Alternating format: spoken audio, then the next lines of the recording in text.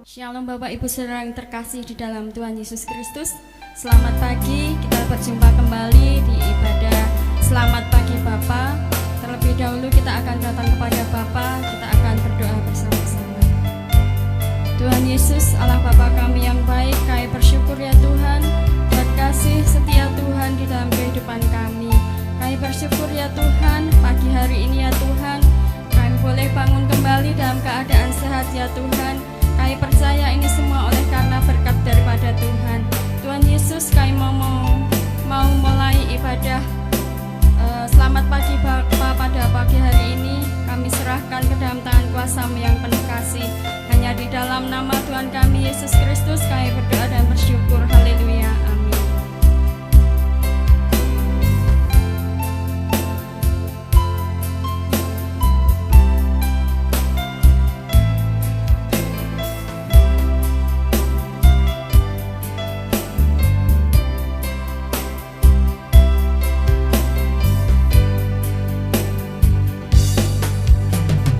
Sungguh besar setia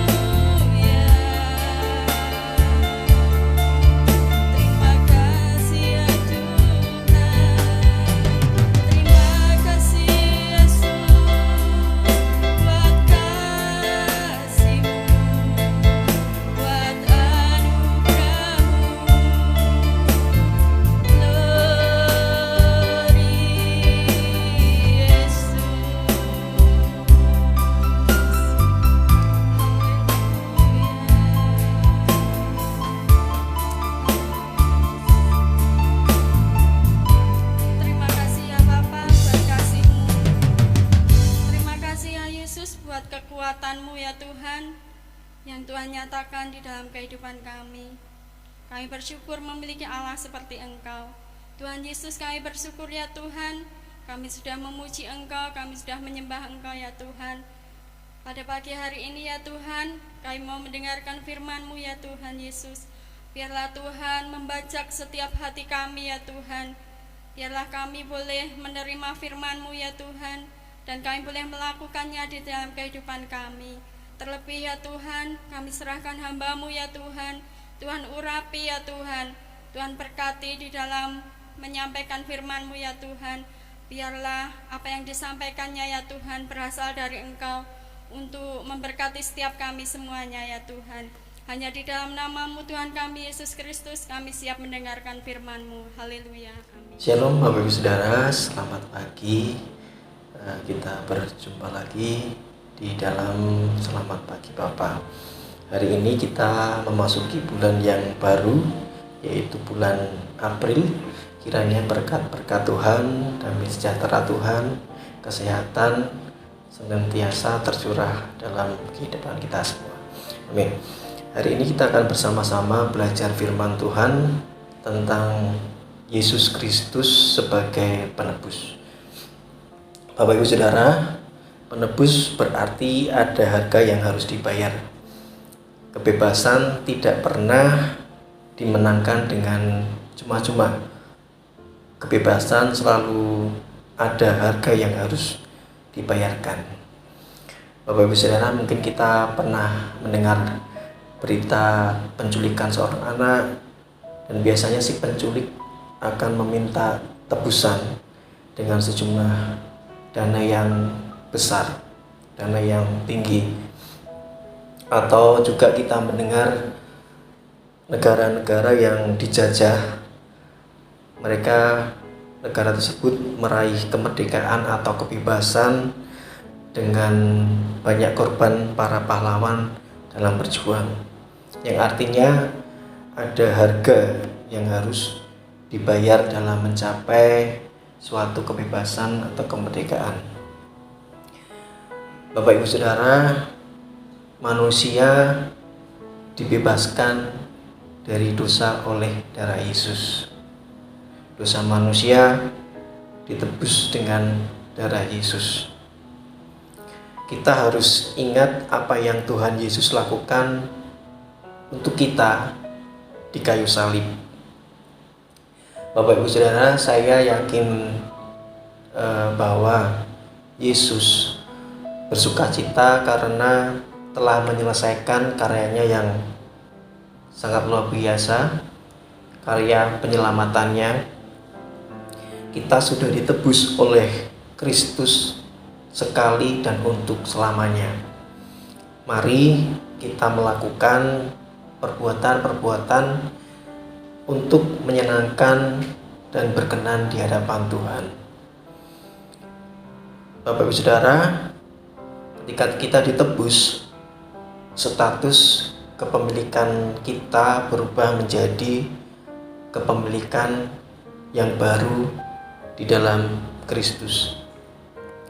Banyak orang-orang Kristen, anak-anak Tuhan, mengerti bahwa Yesus mati di kayu salib untuk menebus kita.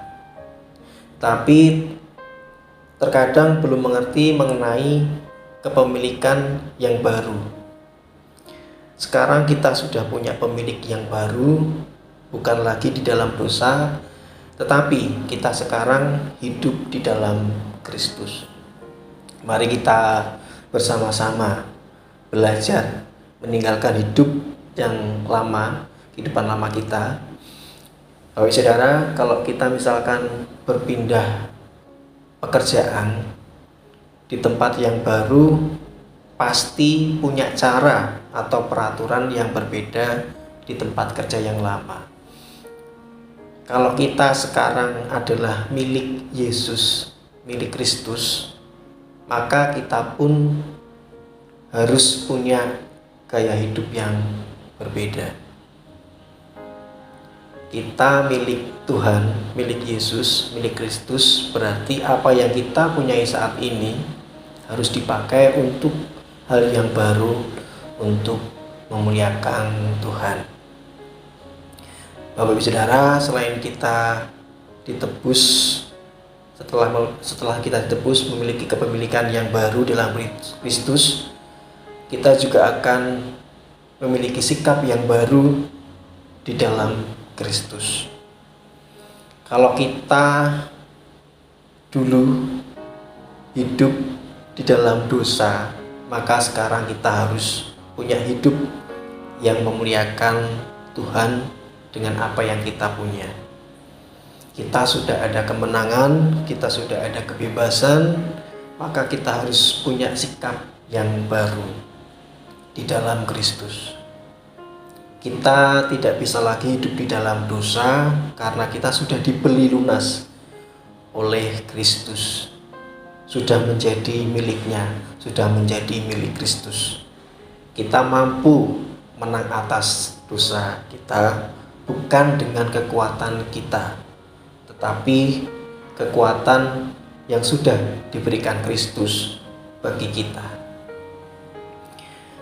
Mungkin kita tahu benar bahwa Yesus Kristus sudah mati di kayu salib untuk menghapus dosa kita, untuk menebus kita. Tapi apakah kita sudah sungguh-sungguh meyakini bahwa sekarang kita adalah milik Kristus, yang berarti kita tidak lagi dalam dosa seperti dahulu di dalam kehidupan kita. Sekarang kita bisa menang atas dosa, kita pun sekarang ada kekuatan karena apa yang Yesus lakukan di kayu salib untuk kita diberikan keinginan hati, posisi, dan relasi yang baru di dalam Kristus. Demikian firman Tuhan di pagi hari ini. Renungan di pagi hari ini saya tutup dengan satu ayat dalam 1 Petrus 1 ayat 18 sampai 19. Sebab kamu tahu bahwa kamu telah ditebus dari cara hidupmu yang sia-sia yang kamu warisi dari nenek moyangmu, itu bukan dengan barang fana, bukan pula dengan perak atau emas, melainkan dengan darah yang mahal, yaitu darah Kristus, yang sama seperti darah anak domba yang tak bernoda dan tak bercela. Demikian firman Tuhan, kiranya menjadi berkat bagi kita semua. Mari kita berdoa. Bapa Surgawi, dalam nama Tuhan Yesus Kristus, terima kasih Tuhan, kami sungguh sangat bersyukur Tuhan telah menebus kami, Tuhan telah menyelamatkan kami, sehingga kami beroleh keselamatan yang kekal dalam Kristus. Mari Tuhan, mampukan kami untuk selalu bertumbuh di dalam Kristus. Terima kasih Bapa, hanya di dalam nama-Mu kami berdoa dan mengucap syukur. Haleluya. Amin. Kita akan memasuki saat teduh. Sebab di dalam Dia dan oleh darahnya kita beroleh penebusan, yaitu pengampunan dosa menurut kekayaan kasih karunia-Nya.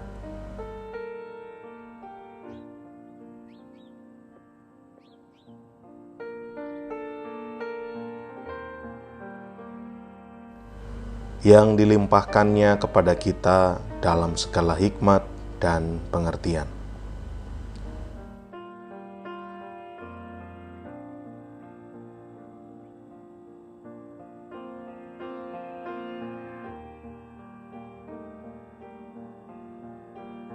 Sebab Ia telah menyatakan rahasia kehendak-Nya kepada kita sesuai dengan rencana kerelaannya, yaitu rencana kerelaan yang dari semula telah ditetapkannya di dalam Kristus.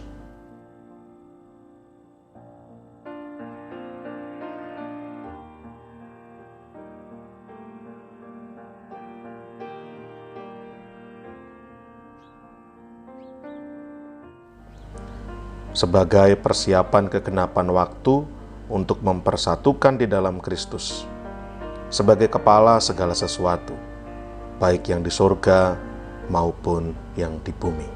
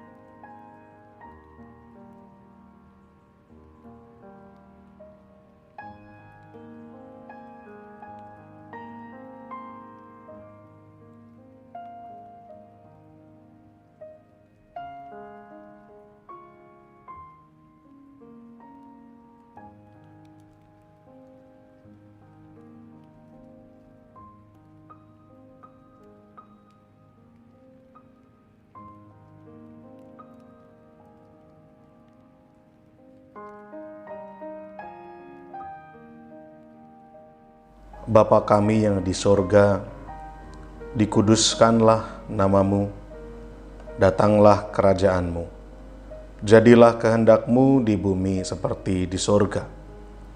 Berikanlah kami pada hari ini makanan kami yang secukupnya, dan ampunilah kami akan kesalahan kami, seperti kami juga mengampuni orang yang bersalah kepada kami. Dan janganlah membawa kami ke dalam pencobaan, tetapi lepaskanlah kami daripada yang jahat. Karena Engkaulah yang empunya kerajaan dan kuasa dan kemuliaan sampai selama-lamanya. Amin. Puji Tuhan, Shalom Bapak Ibu Saudara. Kita sudah memuji Tuhan, menyembah Tuhan, terlebih kita sudah mendengarkan firman Tuhan. Biarlah saya informasikan info sepekan MCC. Yang pertama adalah latihan tamborin setiap hari Senin pukul 5 sore. Yang kedua, latihan musik dan pujian setiap hari Kamis pukul 6:30 malam. Dan pada hari Jumat setiap pukul 6 sore ada Menara Doa Kota bertempat di Hotel Haris lantai 16. Dan pada hari Sabtu pukul 5:30 sore ada ibadah muda remaja Metanex. Dan ibadah sekolah minggu pada hari Minggu setiap pukul 7:30 pagi. Dan kita akan berjumpa kembali di ibadah raya MCC setiap minggu pukul 5 sore. Tuhan Yesus memberkati. Kita akan akhiri ibadah kita pada pagi hari ini. Tuhan Yesus, terima kasih buat kasih-Mu, buat anugerah-Mu ya Tuhan. Kami bersyukur kami boleh mengikuti Selamat Pagi Bapa pada pagi hari ini ya Yesus. Kami percaya ya Tuhan, ini semua oleh karena pertolongan Tuhan. Dan kami percaya ya Tuhan, melalui program ini ya Tuhan, kami semuanya boleh diberkati ya Tuhan. Tuhan Yesus, kami serahkan kehidupan kami hari ini ya Tuhan. Tubuh jiwa roh kami ya Tuhan, biarlah terpelihara oleh karena kasih Tuhan. Hanya di dalam satu nama Tuhan kami, Yesus Kristus, kami serahkan aktivitas kami hari ini.